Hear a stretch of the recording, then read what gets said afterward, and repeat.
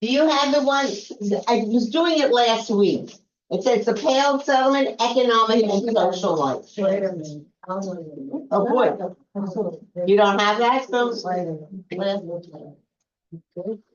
this is where we're up to now. Almost the same price as this one. We're doing this one. Okay, and we already did several pages of it, but I want to finish it up. So just give me a chance. And, Keep reading. all right, where's Toba? She's not there yet. All right, she wanted some extra backtrack, because she missed the first number of classes. But yeah, a little submission, sorry. She's better organized. I don't know. Just so much going on with This this. is not the original. All right, you know what? So I want to use This is this not the last one to find it. That can't find my original sheet. Okay, Okay. so we had done the bulk of this. I think we were finished like page 4. You know, let's see, where we up to? We talked about, first of all, I just want to make sure you understand this. Even though I said that in the Pale Settlement, so many of the Jews lived in these shtetls, these little villages, but there were some major cities in the Pale Settlement. And I would say probably 40 to 50% are living in the city. You know, they are living in Warsaw, they are living in Odessa, you know, they're in, they're not in the shtetls. But, I suppose maybe because the shtetl somehow in literature and in the arts, you know, became, you know, so it's very, I just call it romantic and that, but it's pretty miserable lives. But you know, it caught the imagination of people, so people tend to focus on, you know, those poor Jews who lived in the shtetls and barely were eating out a living. But as I say, many had already moved to the larger cities in the Pale. I'm not talking those outside the Pale. The only people who went outside the Pale were the very wealthy people.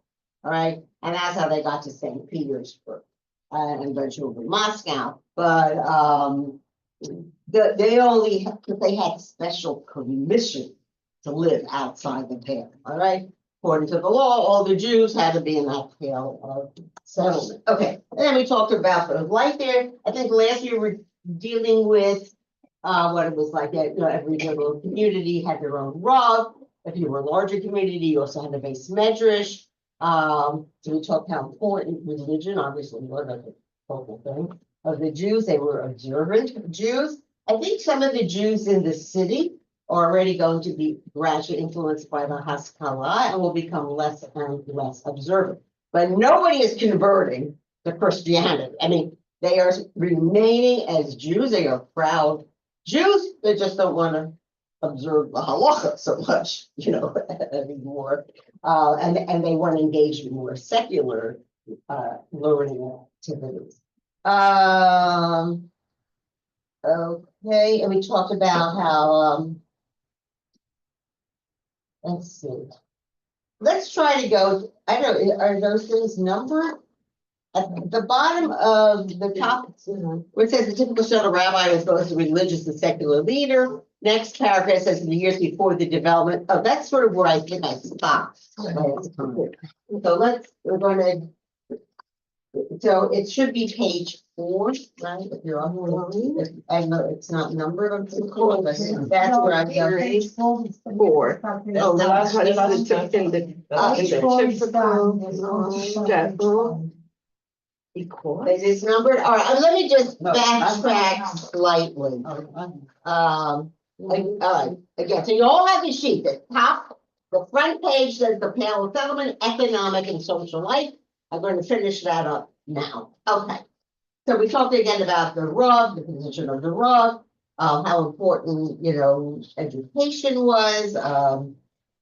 Let's see. So now I'm just going to read this. I might have done it last time, but I'm just going to read what it says. In the years before the development of an effective Yiddish press, okay, that will happen, but later in the 19th century, the synagogue served as the information center of the community.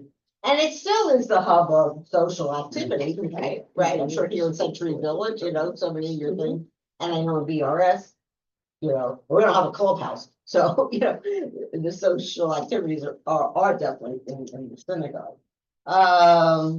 It was a recreational retreat, place people could indulge in intimate chat. I know we had done this. Okay, all right, then we started talking about the education of children. It says there was little secular education in the Pale of Settlement. They didn't see the need for it. The Rabbanim actually frowned upon it, right? Because it would take the children away from studying Torah, certainly, you know, as they got older, teen years. So, so whatever learning that was going on was basically only religious learning, okay? It says it, and then, you know, first they would start with their little cheder, and then they would move up, and then gradually, if they were marked as quality students, they would go into the yeshiva. It's not like everybody went to the yeshiva, they did not. Most of them that went and found jobs, you know, but there was a group of that they considered to be very, you know, top scholars, and they were entered into the yeshiva. And then we talk about the Balamdim themselves, the teachers, you know, were very poor themselves and barely, you know, made a living. Okay, and then we talked about, well, here it just listed 3 major yeshivas, but there were many, many major yeshivas. I'm going to do a whole unit just on the yeshiva world. All right, it's quite fascinating, and I know you're going to recognize so many of those names. Okay, so all right, so let's go to that next page, and I'm going to start with this paragraph. It says because knowledge of the Talmud. What? Yeah, that's they only listed a few here. There were many, many other very, very well-known yeshivas. Yes, yes. I mean, I had never taken a trip to Eastern Europe. You know, like Rabbi Franz, We were there. but they stop at you know, I mean, obviously not yeshivas anymore, but they will stop so you can see these buildings, which were once such vibrant centers, you know, of Torah learning. And because knowledge of the Talmud was considered to be a supreme attainment. Last page. Again, exactly, these were, I would say, throughout the Pale, but you know, especially what we would call the Litvisha world, Yeah. okay? So that would be obviously Lithuania and the northeastern Polish area. Not only the Yeshiva Bocher, but virtually every male Jew studied its writings at one time or another in his life. So they were all exposed to it. They obviously everybody could read and write.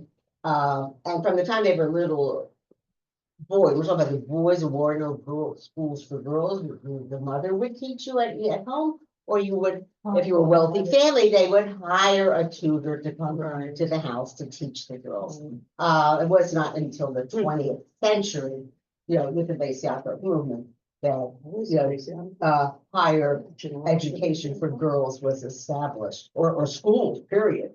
Yeah, I'm telling you, there are plenty more. This, what I told them, we're doing a whole unit just on, you know, the yeshiva world. Okay, study of the Talmud. Oh, yes, this is true. The scholars of the yeshivas were deemed the princes of the community. You know, somebody was really a top scholar, they're very honored, and they were prized above the richest of men. How about Tevye? That, you know, Tevye just wanted, he had enough money for his different staircases, right? Right, and one just for show, right? It said study of the Talmud also included the study of a wide variety of practical matters. Now, let me tell you, having doing Daf Yomi, I can't even follow it half the time because it deals with, you know, a lot of mechanical things, mathematical calculations. I mean, you have to be a very bright person to really excel in the study of the Gemara. It's not, you know, it's halacha, right? They're studying Jewish law, but it's very fine points, all right? And for that, you needed a very broad knowledge. Then the gradual introduction of secular education. So this is gradually going to come into the Pale and overtake. Only sharpened their intellects and allowed for the spread of the ideas of Haskalah. So you have to understand, the Rabbanim initially are very opposed to the study of Hatzalah because it's going to detract from the study in yeshivas and will pull boys away. And then, of course, there always is the concern of that they're going to leave their religious, way of life. But at a certain point, depending on the school, they will allow some secular education to be, and then certainly not only now in the 21st century, but like Torah Umada, that became very acceptable, that it's okay. Because when you do this, learn your secular studies, it enhances your appreciation and knowledge, of Torah study. So not something to be feared of, obviously within certain parameters, but not to totally exclude it, that it is there's a positive in secular studies. Hey, ironically, the first revolutionary circle in Russia was established at the rabbinical seminary in Vilna. So I haven't really even discussed it because, but we'll do that when we come to 1881 when Alexander II was assassinated and Alexander III will become the next czar. But revolutionary ferment is growing now, right, in Russia, and it's going to attract many Jewish adherents because they want a better life, equality, even though supposedly, right, in 1862, like the serfs were freed, but they really weren't because they were still tied to the land and they still owed money and obligations to the noblemen, in whose land they lived. It says the Talmudic emphasis on humanitarianism prepared the yeshiva boker for the bring idealism of the revolutionary movement. And that's forget the study even of the Talmud. If you just study properly, the Torah, the Tanakh, such an emphasis on caring for the poor, the downtrodden, the widow, the orphan. I mean, it's like part and parcel of Torah learning. So the fact that they would be attracted then to a revolutionary movement, makes sense. Look here in the US, how many Jews were involved in the civil rights movement. Yeah. And it's all this idea. Well, I don't know. This is with Tikkun Olam. I mean, it's like a catchphrase, that they came up with. But it just, to me, it was just natural, just parcel of practicing Judaism, is that one should care for other people. And obviously in Russia, they're living in an autocratic government state. The czars, were completely in control of everything that was going on. And so you can understand why many Jews were then attracted, to the movement to eventually get rid of the czar, right, and have pure democracy. It's never happened in Russia. It still hasn't. It's not a democratic state. Okay. Throughout the 19th century, Russian Jewry stubbornly and successfully preserved its communal integrity. Even during the quasi-emancipation of the 1860s, the lives of most Jews in the Pale were dominated by inflexible traditions. And we know this, I mean, even obviously most Jews, let's just think of here, American Jewry. Most Jews are not observant, right? And many have assimilated. Have you ever studied that Pew Research and so many have assimilated and intermarried? But this was a very, very traditional life. So all those unfortunate people here who have assimilated, right, have married out of the faith, so to speak. But their great grandparents were all observant Jews, if they coming from Eastern Europe. The emphasis on Talmudic study added to the conservatism of Jewish life. The attempt to interfere with Jewish education, and we talked about this, how especially under Nicholas I, how they tried to set up these schools and make the Jews go, and it ended up the Jews had no interest. So it didn't really work out. But it was a way of turning them away from the machine world and becoming part and parcel of, Russian citizens. Attempted to interfere with Jewish education only added right to the resistance to any change in their lives. And if somebody tries to force something on you, you only become more antagonistic. Even with children, right? If you're going to force the issue with them, they're going to want to rebel. They're going to want to listen. They don't want to listen to anything then. If you don't approach it properly. Until late in the 19th century, those who ventured to protest against the customs of the Pale were firmly turned back to conformity by the massive weight of tradition. And I don't know if it was used that much in the Pale, but there's always that threat of excommunication, the harem, and which you're totally cut off, from the Jewish community. Do you know that if you're placed in a harem, anybody passing you by is not supposed to even acknowledge you or say hello even. So it was a pretty painful, thing. And whatever, I don't know that many people really, most people were not rebelling. This was their way of life, and this tradition, right? So actually, that was a very good play. I'd say it really caught all the nuances, of what life was like in a shtetl. Okay, we're at the very end of the page. Emphasis on leading, right? Lives devoted to following Torah law, led to lives devoted to firm moral code. Again, just as I say, and this emphasis on ethics and even proper and good life. This is what will lead also to that revolutionary movement having such appeal to the Jews there. Now, the bulk of the Jews are not involved, in revolutionary fervor. I'm just trying to explain why a certain element, was drawn to it. Social accountability led to the proliferation of charitable agencies throughout the Pale. I mean, we certainly learned about this, the different efforts, that existed. And it still, continues to some degree, right, in the US. But now we have, if your shul doesn't take care of things, then there's we have the Federation, right? And Jewish Family Service. I mean, but the idea that always taking care of your fellow Jew, that's very important. That even I'm on the last page, even before the 1880s, fully 1/5 of the Pale's population were the recipients of charity. Shows you how poor they were. This included poorhouses, soup kitchens, dispensaries, and I guess that means like giving out medication, I'm not sure. Passover loan societies. I mean, there were loan societies even during the year. And I know, growing up, I think we had one in Harrisburg. I don't for sure remember in Rochester, there was the Free Loan Society, maybe wherever you guys have lived, there were.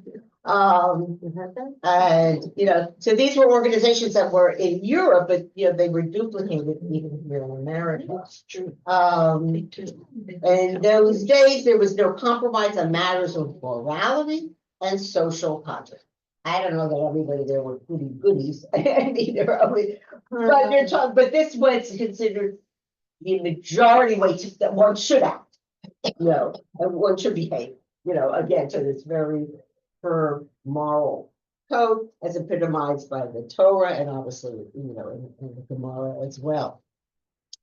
Because of the conservative nature of their Jewish lives and their isolation from Russian life, I mean, they couldn't really hold any governmental position. Remember, we talked about the fact that sometimes they were part of some regional councils, but even if you lived in an area where the majority were Jews, you still had to have mostly non-Jews on the council. The Russian life surrounding them, the Jews were completely separated from any physical contact with the Russian people. Now, the contact they would have would be through business, through their stores or the wealthier people through whatever types of businesses that they ran. But you weren't socializing with these people. Like in Germany, that was it. The Jews there of a certain element wanted so much to be accepted by German society to be socially acceptable. In Russia, I mean, I don't think they could even dream that such a thing was possible. I mean, there was such antagonism on the part of the Russians towards the Jews. I mean, they wanted to improve their own Jewish lives, but not necessarily because they wanted to enter necessarily, Russian society. Political events and activities of official Russia were completely foreign and remote to the Jews of the Pale. And while if you were engaged in business, obviously you had to learn Russian, right? Or if you were someone in the Pale, you had to know Polish. I think the bulk of the people are Polish. But in your own home, with one another, you were speaking Yiddish. Now Hebrew is the holy language, so people would know, Hebrew. Even here in America, when people aren't proficient with studying of the Torah, I mean, everything's available now in English in any case. But you have a certain reverence for that Hebrew language, all right? Because that is our original language. Although this insularity was somewhat modified during the years of Alexander II's reign, again, he's the one from 1855 to 1881, contact between Russians and Jews remained extremely superficial, right? We had nothing to do, we wouldn't be invited to their houses, I mean, they had some social clubs, we certainly wouldn't, have been accepted there. Only a minority of Jews took the trouble to learn more than a smattering of words in the Russian language. So we're really cut off. And language is the great communicator. If you can't speak the language, let's say if you or I would travel to China. Now, I couldn't go out and converse. Yeah. I don't know, what possible where they went. Although English has become pretty much a universal language. I remember my son Sheldon, who lives the one in London, and he has traveled quite a bit throughout Europe. And I said, well, how are you communicating? He said everybody there's International some English language, at this point, right? It used to be French. That's right. Years Wow. ago. More. And or German, depending where you were going. But no, French was considered like a classier language. So listen, even in the czarist circles, the high, they were speaking French. They weren't speaking Russian. Even they thought that was the language of the peasants. Yeah. They spoke French to one another. Everything at the court was in French. French, yeah. Okay, last paragraph. Okay, we'll finish this up. Both Nicholas I and Alexander II were much preoccupied with assimilating the Jews with the Russian people. The Jewish problem about this foreign element in their midst. Remember, until the late 1700s, early 1800s, the Jews were in Poland. All of a sudden, now this, millions of people are ending up as part of Russia, right? And because we're very few Jews living in what we call interior Russia, but now, as I say, they got stuck with the Jews, and what were they going to do? So you couldn't exactly force conversion, but they did want to convince them that they should adopt, which is the Russian Orthodox Church, right? And in Poland, actually, it's the Catholic Church. That most Poles are Catholic. But the Jews, but the native people from Russia are the Russian Orthodox. Right? Depending certain areas, I'm not sure in the Crimea, the Russian Orthodox, or that's Greek Orthodox, perhaps. Whatever. Yeah. Okay, but now we had to really discuss with all these different czars and how they, what was their, how do they treat the Jews within their midst, and some of them try to force secular education upon them. Nicholas, however, confused apostasy, but the goal was that the should convert, right, to Christianity. So he could, in Nicholas I's mind, the way to do this, remember that's the time when they try to force certain education upon the Jew. None of it worked Or that's when they remember they used to take those Navajo little boys and force them into the army. And the Cantonists, that was all under Nicholas the First. But as a result, it failed in his. I mean, what happened when for those little boys who ended up spending 31 years of their life in the Russian army? I suppose most of them were absorbed and became, So full long, Russian. 31 years. Because they took them from the age. Most Russians were conscripted at the age of 18, but because they wanted to take these Jewish boys out of their Jewish environment, they would take them already at the age of 12. And they lived in these separate cantonments. That's why they're called the cantonments. I mean, it was then abolished later on, this concept, but it's part and parcel, of the memory of living, in Tsarist Russia. Okay, Alexander II. Okay, so now he's the next king. He's going to have a slightly different approach to how can we get the Jews to assimilate from fully Russian. His emphasis was on secularism and tolerance. It was a bit more enlightened, but not so successful. And it was really only his first 8-9 years of his reign. Right after that, he also, turned backwards. It was only at the beginnings that he tried to introduce, secular education as a way of getting the Jews to assimilate, accepted more into Russian society. But during the latter half, it was more than the latter half, but after rule number 9, his reigns lapsed into reaction and Slavophilism, and that means a love of Slavs, love of the Slavic way of life. All right. Once he slammed all doors to emancipation, save apostasy. So initially, he wasn't trying to convert them, to Christianity. But then when he became supremely conservative, so then that was you wanted to gain rights, right? You had to convert. The possibilities of assimilation now vanished. All right. Apostasy never exercised any gravitational pull upon Russian Jewry. It just wasn't in their psyche to do that. After the betrayal of Alexander II, Jews were determined more than ever to hold onto the religious and social norms. Okay, this is up until 1881 we're talking about.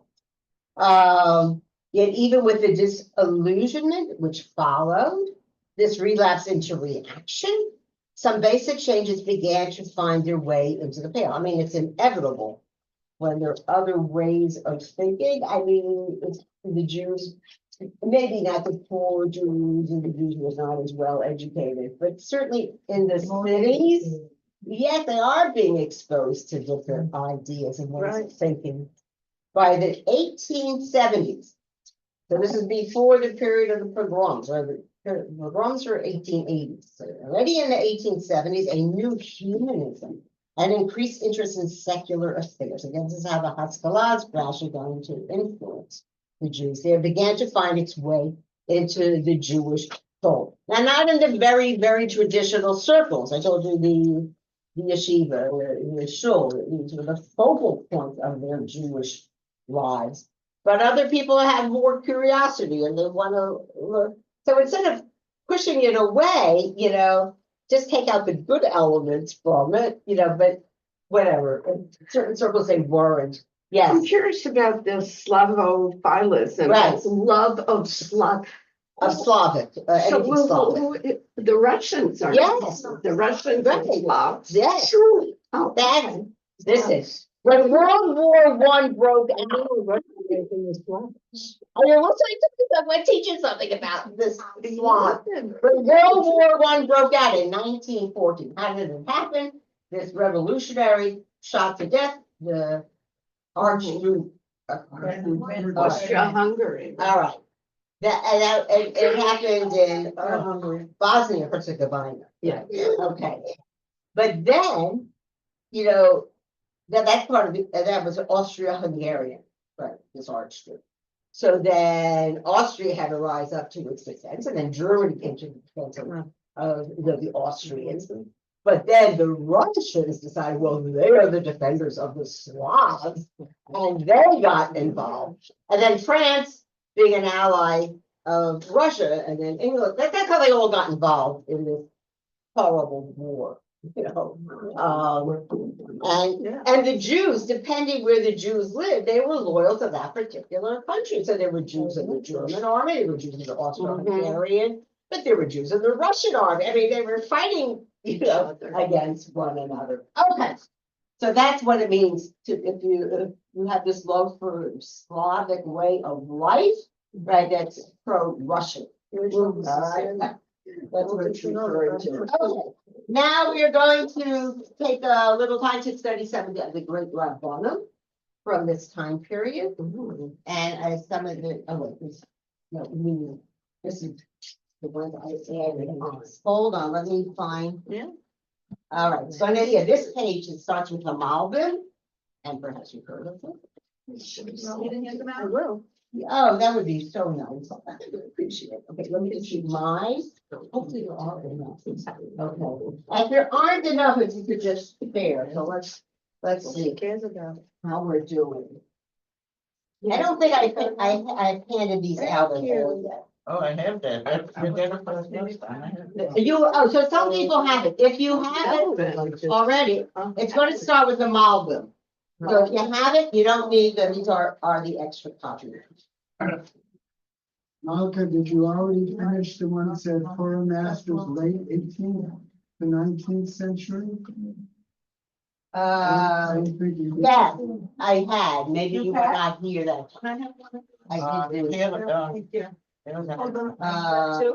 That was so Koshen, the Chaye Adam, right? I definitely did these. Some so fair, Rabbi Akiva Ad, right? Okay, I did. She took it back. Okay. All right, everybody has a copy. I have one, not now? everybody has, not everybody, no, not everybody has. I have one in the car. Wow, that's very bad. You have to bring your papers to the class. So if you don't have one, you can just look on with somebody. Neither one of you has a copy? You have a copy, all right. All right, now some of these are one whose names you're definitely going to. I want to show this to my sister. Kalinsky. Oh, Rabbi Kalinsky. very nice. Yes, very nice. She's his sister. Very nice. Nice of her. Okay. So now we're going to start with the Malbim, who, as you know, was a great Torah commentary, and you can find him in a detailed, like Nicholas Gedolos. And people, you know, definitely study his, right? He has actually a very interesting approach. And obviously he's more modern because, you know, we're going into the 19th century. So his dates there, you see 1809 to 1879. Where is Wetchen? Visser? Yeah, Visser, you have to pronounce it. How? All right, wait, let me, you know, I don't know if any of you still have those maps that I made once of the Pale and Settlement, the Bohemia. It's like more southern, southeastern part of the Pale. Okay. So Rabbi Meir Leibush Ben Yechiel Michel Visser. Don't you know, didn't you, my Zayda came to America, he's 13 years old. He could never say a W. Why is this, you know, right? It's not part of the language to say a W. Right. He was a dynamic spiritual leader, vociferously engaged in efforts to stem the tides of reform and Haskalah. Okay. He was born in Bohemia, I don't know how to pronounce it exactly. He was a Rav of numerous communities throughout his life. First, he served as Rav in Wesson, which is 1838 to 1845, and then of Kempen, I don't know these now, 1845 to 1859. What country is that? I think parts of this is Germany. It sounds very German, doesn't it? Yeah, it does sound good. Kempen. I don't know if I have any of mine. Yeah, I have in Yeah. mind, I don't see it. I think I left my maps at home. No, I don't have them. Romania.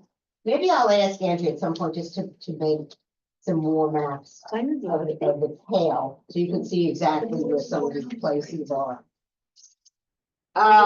He then accepted the position of chief rav in Bucharest, Romania. Okay, you're Romanian? He's Romanian. All right, where he was an outspoken antagonist of reform. So many of these were opposed to the reform movement.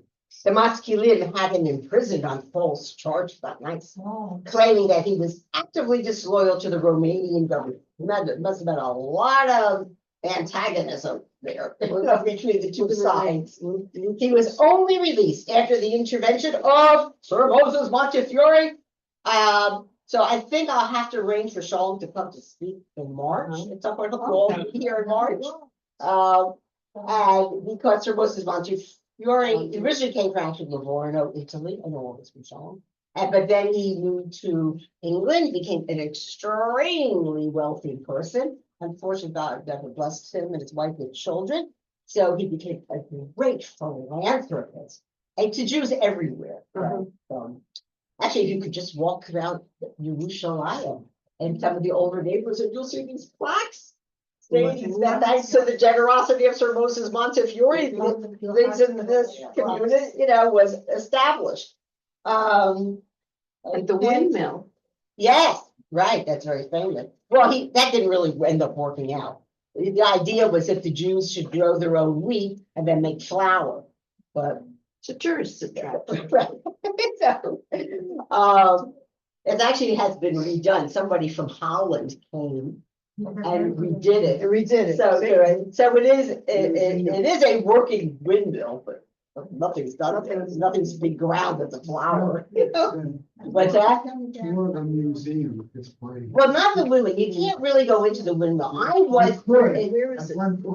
Yeah, now Shalom, because he's from Bevis Marks, so when I was in Israel, we got permission to go inside. But it's all like newer wood inside, and again, I told you it was all redone. Okay, the masculine, I told you he was in prison, he was only released, right, thanks to the efforts of Sir Moses Montefiore, but on condition that he leave Romania and never return. So he later served as Rav in Munchitz and Mogilev, as well as other communities. I have to look all these things up. I don't know 100% where they're located.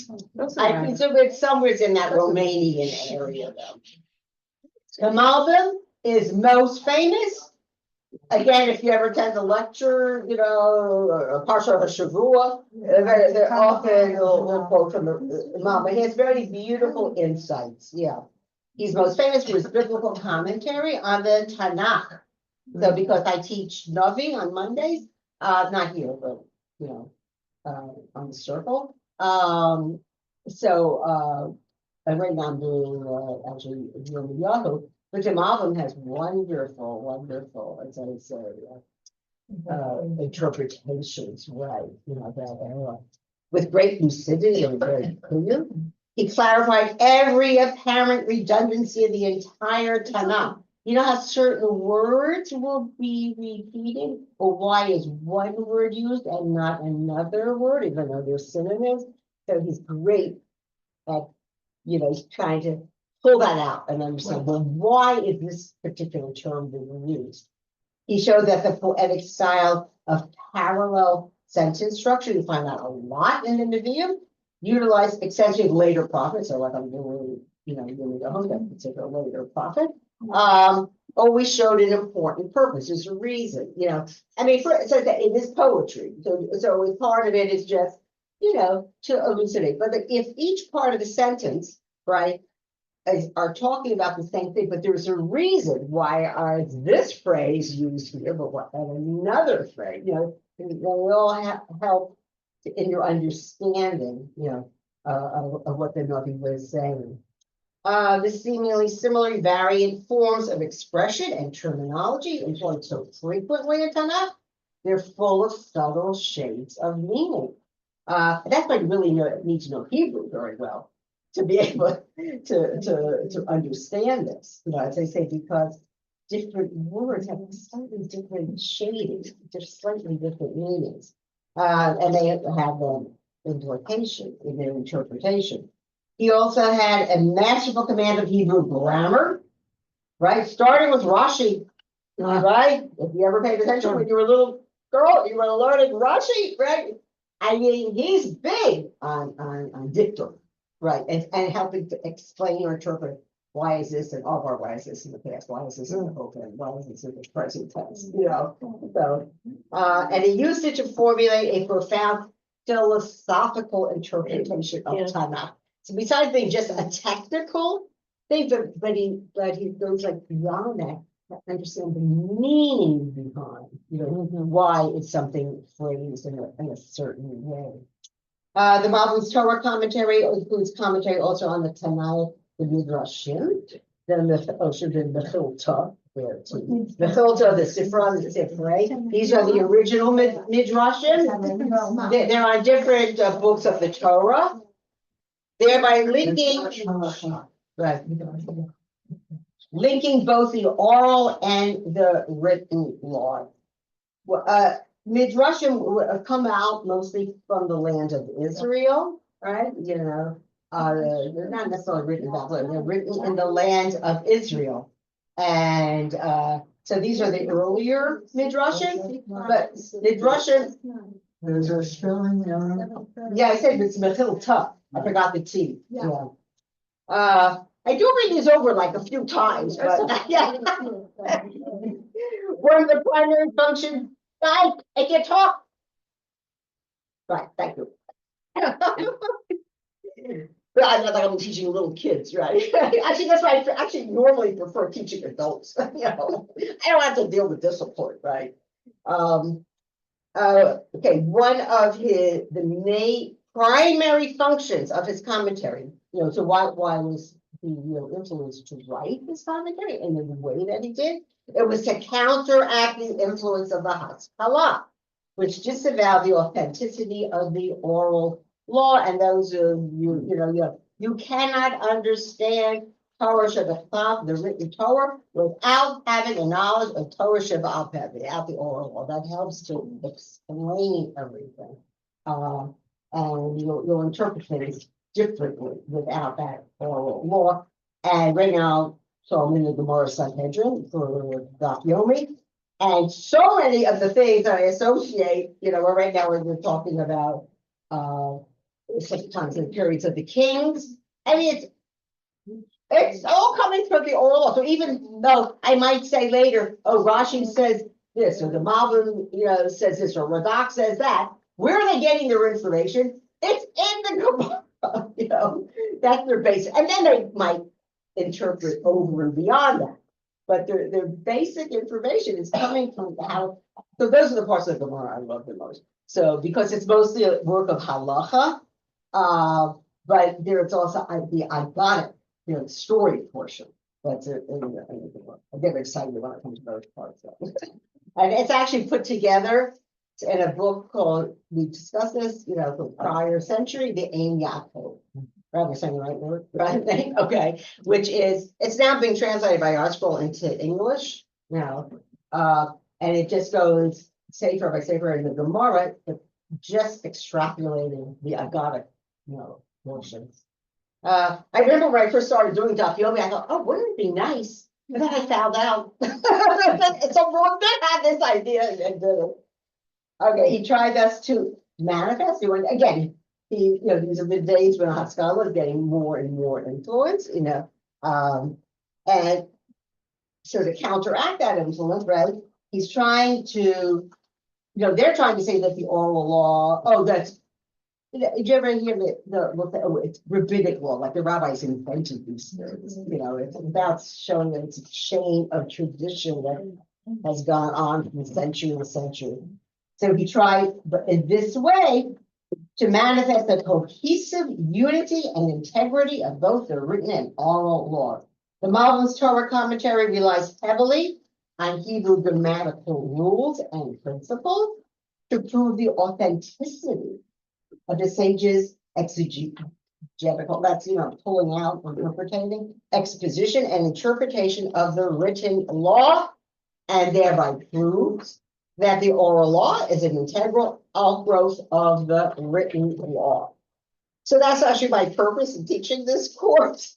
You know, I'm telling you what the history is in all the various centuries, you know, of Jewish life, but to show how the Torah, you know, developed these brilliant minds and their interpretation. And each one builds layer upon layer upon layer into today, to the 21st century. So, you know, like we have all these technological changes, but they have to go back to prior sources to do, you don't have, a lot of people have, on Shabbos, when they ride those, special vehicles. Shabbos mode. What's it called? They're on Shabbos mode. There's a Shabbos. Yes. mode. So that actually was in Israel that was developed, yeah, but it was all based on malka. So, you know, you had to go back, study writings of earlier great. I mean, I remember Moshe Feinstein, you know, he would often consult with his son-in-law, Rabbi Tversky, to find out, you know, to understand how things work. And then he would come out with the Pesach halacha, you know, to say how we should do it. I think I want to stop here, right? Because it's just about 10 of, and I go home. I took my husband, drive him to work. We only have the one car, so it's a little. Okay, so save these sheets. All right, and then bring them to the next class. Can you tell us to make some more copies? Well, oh, yes. You need about it. No, you know what it is, because some people have had taken, and then they get to bring them. So that's why, but I will ask her to go. Oh, and here, this is for you. What's her name? Yeah. Yeah, I went back and I just. What is her name? Malka. Yes. Rabbi Feinstein, is he from the yeshiva MPJ? Yes. With my husband's teacher. Oh, really? Oh, my God. Yeah. That's really great. So look. My husband's teacher. All right, so I think Rabbi I. Feinstein. So I try to put them in order, how I did it. And I do want to, I want to run some more maps. This is yours. This sheet all, I never took. I don't have it either. Right, no, so I'm gonna have her make it. Very. Right, okay, so we're giving her more. Today's sheet. Very nice. You have the next one? Very nice. The one I finished up. But I. Right, okay, that's. I knew that the whole. Yeah, so I have to make her. This I think you should have this, I think we need. Oh, no, this will be for the next. Okay. We didn't get done back here. Yes, I do. Because I went through all my folders and that's what I discovered. So, but- Then I'll try to start catching up. Okay. Okay. All right, nice to meet you, Malka. A pleasure, absolutely. Come down more often. I'll try, it's hard. Actually, they had some snow up there. Yeah. Raining in New York, only rain. Yeah, my daughter said it was just like a. Yeah. Sure, for us here, at 75 or 80, it's a dust. I was so happy that my granddaughters came to the pictures. Because for the prior week, the weather was awful. But this was perfect. Yeah. Bye-bye. Bye. Good Shabbos. Good Shabbos. Good Shabbos. Okay. Back to Shabbos. Showing up. Well, it's just hard for me, I guess, because the girls just left, and I left at 9. So they had a late, like at 8 o'clock. Night, and so then someone came back from the airport, you know. Back to And you could coordinate it so nice. I think the night before, what do I want to wear tomorrow? Do you do that? You prepare? I used to do that for my children, I would take out their clothes, you know. My daughter makes her two sons sleep. They have the stuff of the. Well, then, and then the girls for sure. For sure, one, the girls one.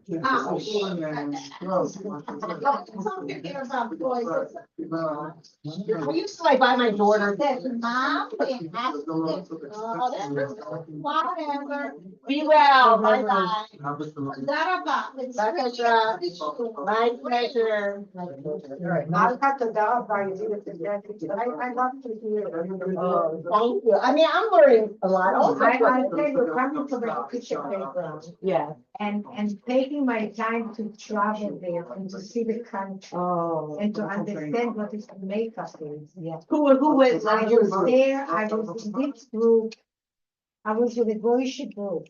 Because my mother, I had two customers. My mother was really nice, and I wanted to bring her and so I took her to the two weddings. There was one, two, and a friend from so I met them in Europe. Wow. And I went for this, but it was so interesting because it was 200 years ago from Vilna. Oh, she made it larger for you. Great. Oh, it's nice. Wow. That's how it goes today, though. Oh, so each time we have to tell her to make one copy with the larger print. Okay, so I'll remind you. That's how I'm asking you. This is what you gave us today. Right. Yeah, hold it. I didn't get to this yet. But there's gonna be a sheet before, she never ran off anything for you last week? Yeah, she did the whole thing. Oh, she did? I ran every single one. Oh, fantastic. He may not have brought them all, but. Right. Yeah. That was it. Right. So what so bring next week, the one that's before this, Okay.